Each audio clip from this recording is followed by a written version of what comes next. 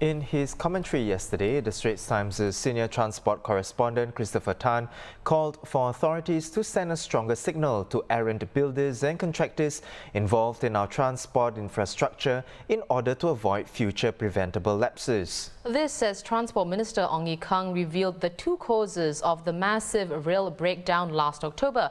That incident left more than 6,700 passengers stranded on trains across 3 MRT lines for up to 3 hours and affected about 123,000 commuters directly.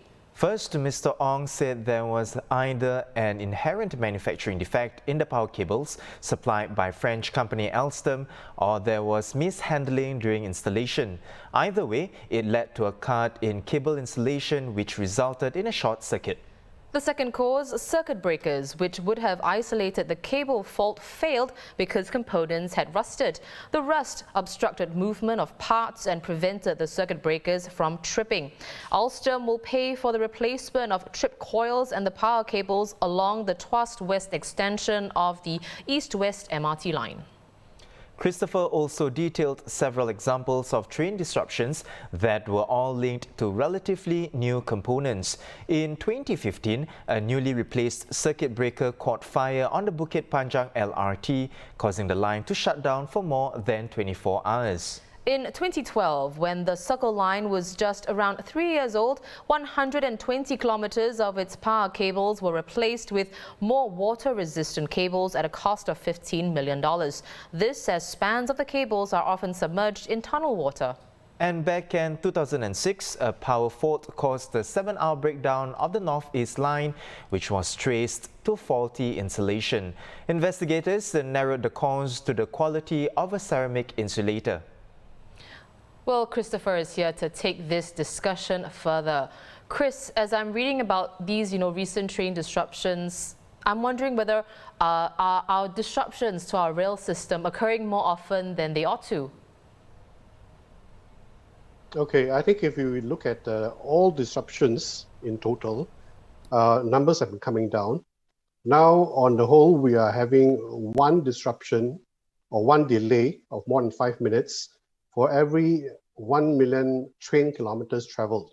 That's quite a feat. That ranks up above quite a lot of other metros in the world. And it's pretty much the gold standard, I think. But the major glitches, the major disruptions that actually cause the most inconvenience are still quite disturbingly numerous in numbers.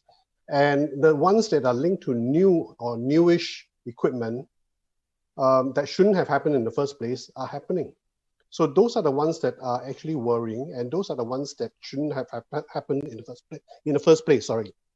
Now, if we look at the numbers themselves, from 2020 back to 2006, we've had 5 of such major incidents that are linked to new equipment, and that averages once every 2.8 years. I think that is quite a high frequency for glitches that are linked to new equipment. In the first place, new equipment should not break down.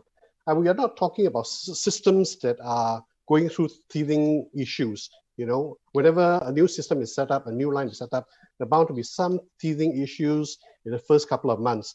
These are linked to equipment that are very robust to begin with. And in this last October incident, it was linked to power cables.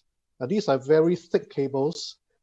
Even in our houses, in our homes, cables that we install in our homes, buried behind walls, we don't think about them again when they are installed.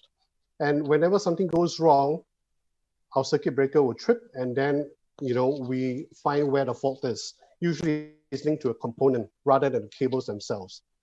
In October, on April Fool night, the cable burned through. The insulation was compromised and there was a short circuit. Unfortunately, the circuit breakers along that stretch did not work because components in them had rusted through. Now, this kind of thing, it's really, I think it's a worry if we look at how we are spending billions on our MRT systems, and then we have new things breaking down. I think if assets are old, and maybe maintenance regime has been neglected or lagging in some way. That's partly excusable, not totally excusable, but when new things break down, I think we have to question deeper. Christopher, you ended your commentary by saying, quote, Singapore must send a stronger signal to errant builders and contractors if they are found to be solely responsible for failures. So how should these parties be appropriately penalized?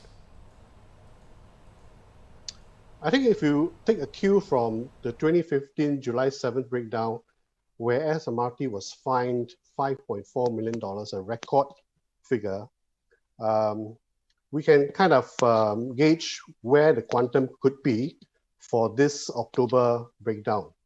Of course, the 2015 one was slightly larger, affected more people, but I think to the scale of, number of lines affected and, how it affected the rest of the public transport system, $5.4 million thereabouts.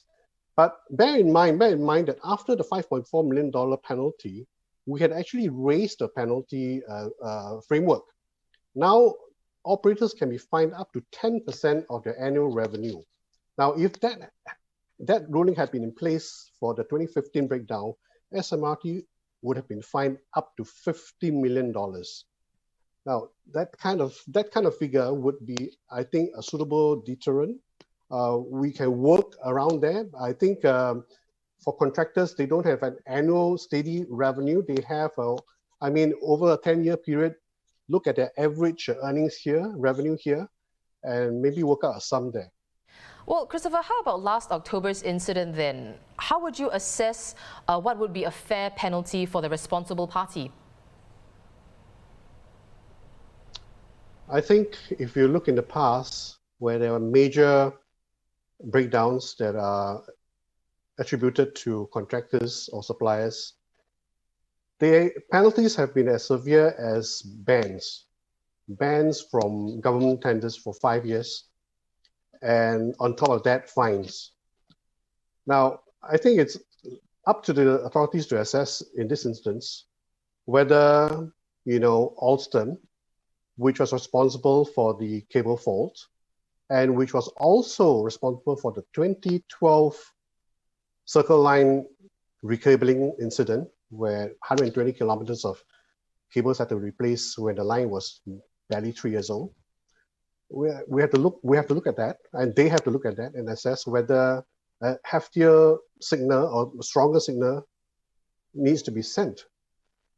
A fine, a ban, these are possibilities, but just allowing them to kind of get away with just replacing the assets, I don't think it's deterrent enough. I mean, looking at the repeated number of cases where new equipment give way, right? Obviously, it's not a clear, strong signal that, when things happen, the most they do or the most they have to do is to replace. And I'm sure these people or these companies would have insurance for that. Well, great points there, Chris. Thank you so much for joining us today. We've been speaking with Christopher Tan, Senior Transport Correspondent at the Straits Times. The link to his commentary is in the description below if you're watching us on YouTube.